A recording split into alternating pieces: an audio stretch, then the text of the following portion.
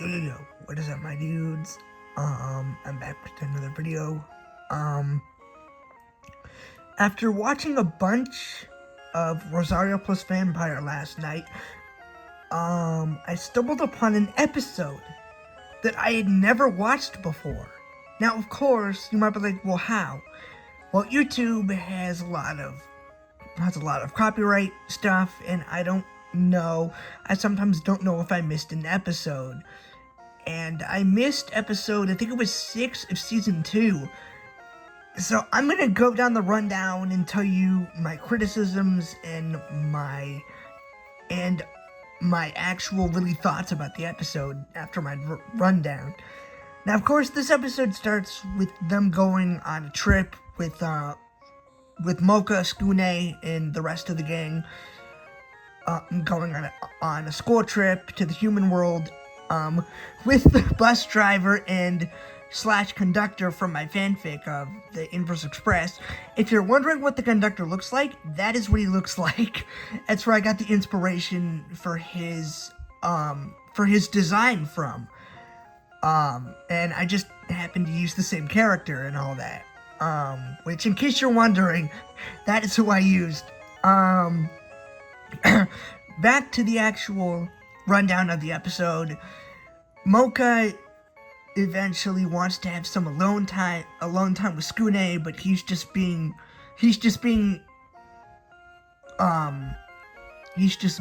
surrounded by Kurumi. He's being surrounded by Mizore, and then he's being surrounded by Hiyukari, which of course makes Mocha upset, and she runs off. And this is where the episode seemingly gets interesting, really more interesting. For me personally, I thought it was going to be something really cool, which ended up not being the case. I'll tell you why. So she bumps into some shady guys, and of course, me being an adult and writing about this sometimes, I was hoping, oh man, I'm getting really excited, because I'm thinking, oh man, these guys are gonna kidnap,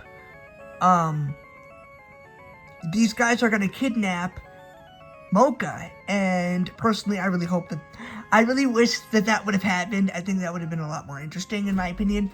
One sec, guys. So sorry, ignore that. My brother came in the room.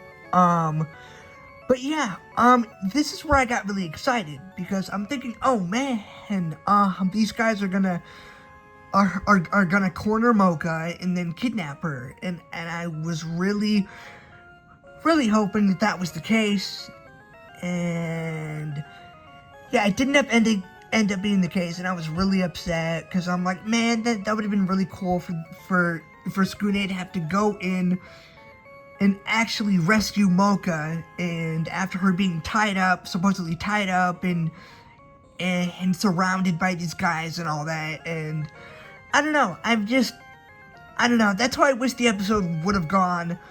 Unfortunately, it doesn't. She ends up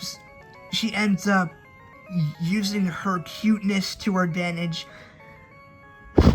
Sorry, there was a hair on my camera. She ends up using her cuteness to get out of it, and that really bummed me out, because I'm like, man, this would have been way better if they had a kidnapping scene with Mocha or something. And needless to say, what happened after this? Oh yeah, eventually those supposed people notice that she's from Yokai Academy. And I didn't really notice that they were part of their gang, but part of the antagonist's gang, but they were, and stuff. So long story short,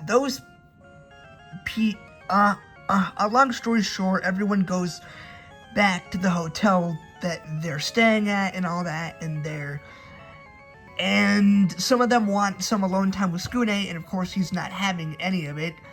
He wants to have some more alone time with Mocha, so of course they eventually those, Mocha and Skune eventually go outside and all that, and they eventually, and this is where it pisses me off, is that there was a kidnapping scene, except for Mocha getting kidnapped.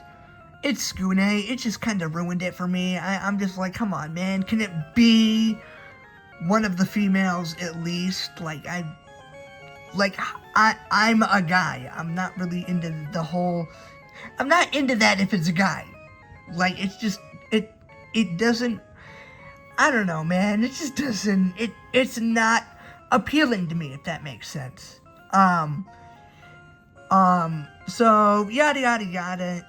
They eventually go and try to rescue Skune and all that, and yeah, these guys, these new villains seem really, really threatening, and each of them go off into a one match with all four of them.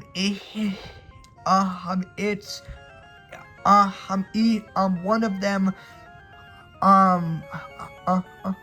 so there are four of them together, and then there are four of the Yokai Academy students, the ones that I mentioned earlier, and I'll skip for time's sake, and eventually they go off into a one match, a 1 versus 1 match with all of them, and where this, I was assuming that all of them would be really, really powerful and all that, and they would all have a really hard time with them, and they would all have these, like, really cool attacks and all that, and yeah, you can pretty much see where this is going. All of them were just super weak.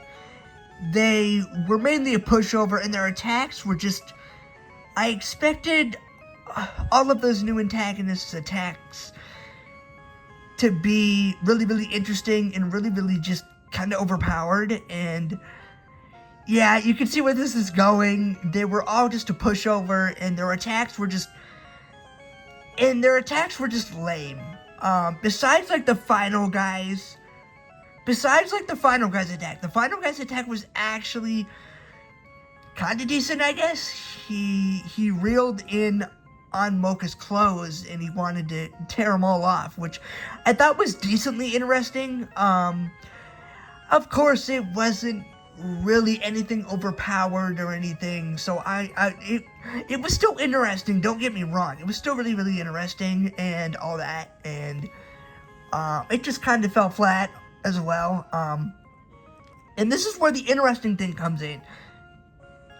The real shocker comes in as Kokoa eventually comes in, completely against Skune, completely against Mizore, completely against Kurumi, and completely against Mocha and Yukari, seemingly on the bad guy's side. Now, of course, her being Kokoa, I fully expected her to just betray these new antagonists, and because they were just so weak, to where Kokoa's her personality is mainly her really, really feisty and destructive personality, but she really only stands for people who are really, really worth her time in power level. So I'm like, okay, there's no way she teams up with them.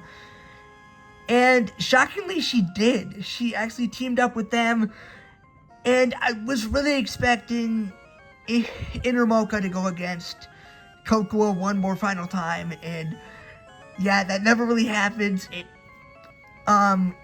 the length or the type that I would have expected. Of course, she just one-shots her like usual and all that, and yeah, they eventually go back to Yokai Academy and everything. Now, of course, I'm gonna get my criticisms out of the way really, really quickly. My criticisms are, of course, what I said earlier with Mocha not being the one being kidnapped, the new four antagonists being a pushover. I really, really wanted them to have really, really, really cool attacks and really, really powerful attacks, and the only one that had really, really interesting attacks was was the main person, the main leader, had mainly the most unique attacks, and it was decent. It was still a decent attack. It just was still kind of pushover still. I'm just like, I don't know. It was still interesting though. And I didn't really have an issue with Kokoa being turned against them. I really, really enjoyed that. And stuff. And yeah, the only criticism about that is Mocha just one-shots her like usual. I'm just like, can we get a better fight between them? Mocha and then turned Kokoa. No, we don't. So those are my criticisms though. Overall, I think it was a really good episode. Just with a lot of excuse me, a lot of criticisms. But yeah, it was pretty good though. Still pretty good. But I hope you enjoyed, and I will have another I will have another video up tomorrow probably. So stay tuned for that, and until next time, peace out guys.